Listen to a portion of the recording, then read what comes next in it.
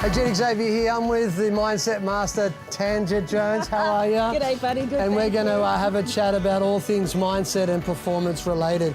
Now, Tanja, just a quick background. You've been in the real estate space for about 2 years. Yes. What was going on before then? I was a peak performance coach for entrepreneurs, helping startups and established businesses, and then was a vendor that had pretty average service from a number of agents. And one standout experience, and it just had me inquire into why do some agents fly and others flop when it comes to the fundamentals of connection? I started just doing some research, and the more I dug, the more I found out the stuff that gets in the way and the stuff that defines the transactional versus the relational agent.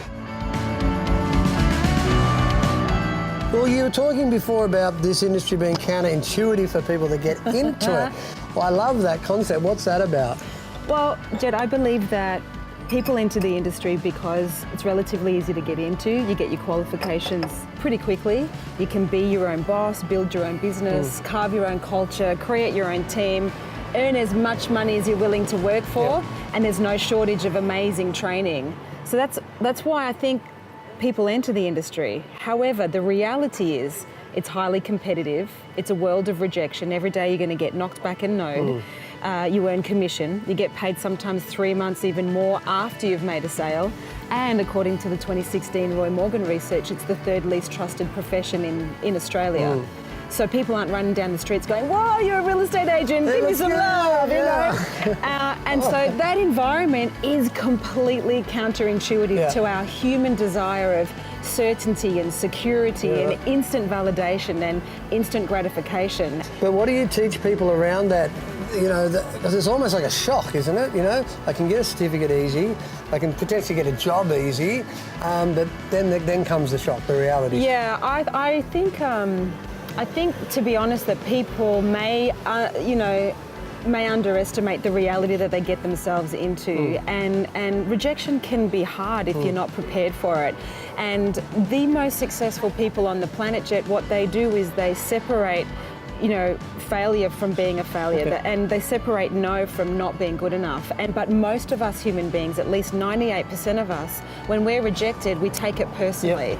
And you can't survive this industry if you take every rejection personally, and if you don't have that resilience. But resilience will only take you so far.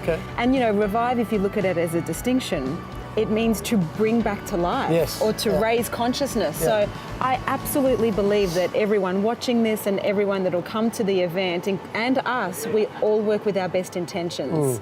No one goes to work going, "How can I really sabotage myself today? I'm going to have a really crap day today." Right? We don't intend to, yet 98% of our thoughts are governed by the subconscious mind, which is fueled with all of our disempowered and negative beliefs from stuff that's happened in the past.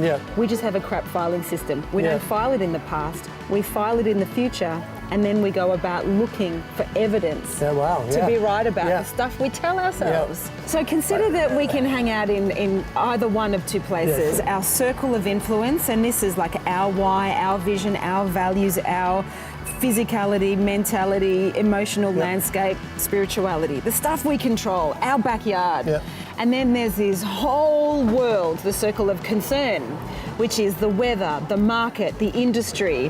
Wherever we hang out, that old saying, Jet, of where attention goes, energy flows. What I notice, the people who are working with the best intentions, yet feel stuck or oscillating in their business and life, they tend to hang out in their circle of concern, in the area that they have no power or influence over, rather than go, "Cool, that's happening, but I'm going to stay in my lane and I'm going to get clear about my standards, what I want. I'm going to have simple strategies, and I'm going to do everything I can to elevate my physical, mental, emotional and spiritual state," which is what Revive is all about, covering the 4 bodies.